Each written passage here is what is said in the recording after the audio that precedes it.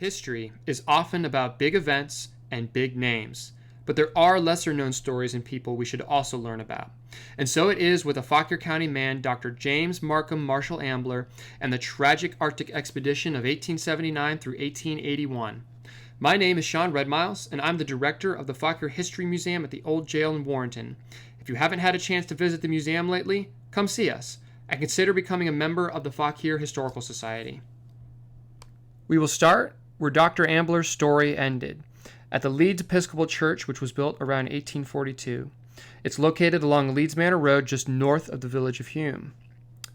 This churchyard is a beautiful place, serene and scenic, and it is full of the graves of Ambler's parents, siblings, and countless relatives, as well as Dr. Ambler himself. From the cemetery, it is just 5 miles to the farm in Hume where Ambler grew up. But Ambler's life story took him far from home, and he perished in far-off Siberia, 12,000 miles from Fauquier County, after months of being trapped on the ice with his shipmates. How did a boy who grew up on a farm in Fauquier County end up dying in Siberia? Let's go back to the beginning. Ambler was born in 1848 at The Dell, a farm located about a mile west of Hume. His great-uncle was Chief Justice John Marshall. Ambler's childhood was probably a happy one, growing up in a prosperous, extended family. After the Civil War, Ambler became a doctor and joined the U.S. Navy. At the time, in the late 1800s, Americans were obsessed by one of the last unmapped areas of the world, the North Pole. Many expeditions set out to explore and map the Arctic, hoping to find open polar sea and the North Pole. Ambler agreed to be the ship's doctor on an official U.S. Naval North Pole expedition. The ship was the U.S.S. Jeannette. Only 31 years old at the time, Ambler was the youngest among a crew of 32. The Jeanette set sail from San Francisco in July 1879 as crowds cheered. The event was noted in newspaper headlines across the country. But within 2 months after it sailed, the Jeanette became trapped in the ice.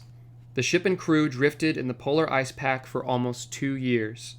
During this time, Dr. Ambler tended to the crew. Quote, he set up a distillery so the men would have safe, salt-free water to drink, and established a ration for the ship's supply of lime juice to prevent scurvy. Ambler even saw to the men's physical fitness and mental health by instituting exercise regimens and organizing sports events and games. With the exception of a bout of lead poisoning resulting from lead-soldered canned goods, the crew remained relatively healthy under Ambler's care, unquote. Then, in June 1881, tragedy struck. The ship's hull was crushed by the pressure of the ice, and the Jeanette sank to the bottom of the Arctic Ocean. Before the ship sank, the crew were able to offload themselves with 3 small open boats and their sled dogs, but only with the barest of supplies. They were 1,000 miles north of Siberia. Dr. Ambler then began a new diary that he called his Ice Diary, in which he noted the condition of the men, the progress of the crew, and their daily activities. One day he wrote, quote, I worked hard all day yesterday with a pick, then sleeping in wet clothes in a wet bag on wet ice makes every bone and separate muscle ache in the morning.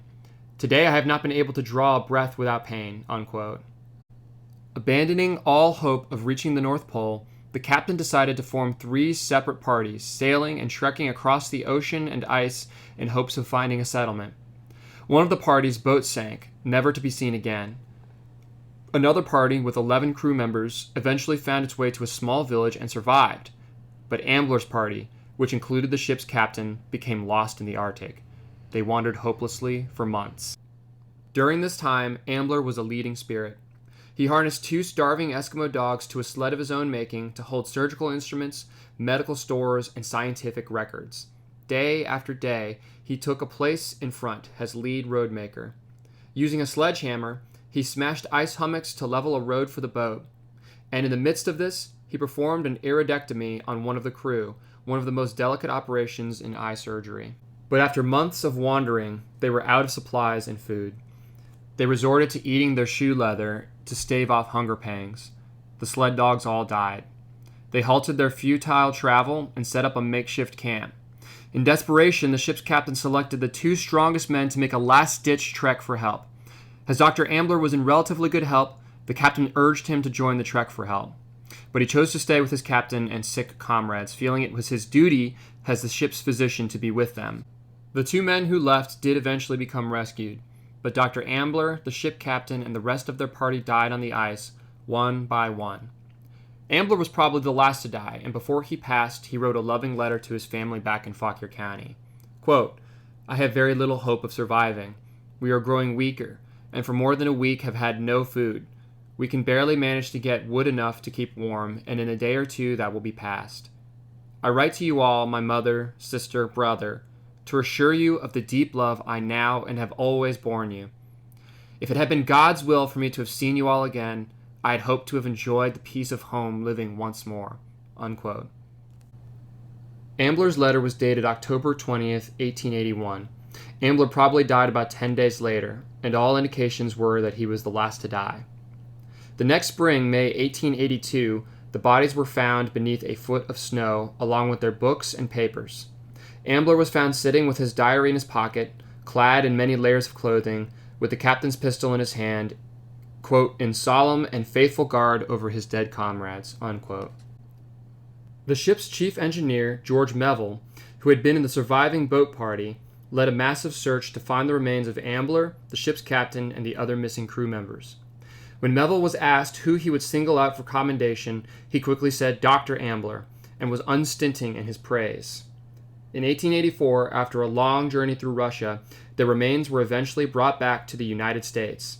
Once on U.S. soil, a special train was created to bring Dr. Ambler's body back to the Markham station.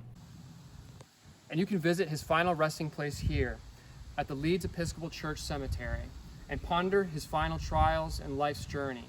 You can also read about this remarkable story of Dr. James Ambler and the U.S.S Jeannette in a riveting new book titled In the Kingdom of Ice, The Grand and Terrible Voyage of the U.S.S Jeannette. And don't forget to check out membership with the museum. For just $30, you can get free access to the museum throughout the year, along with other amazing benefits. Go to our website to get more info, and thank you for watching.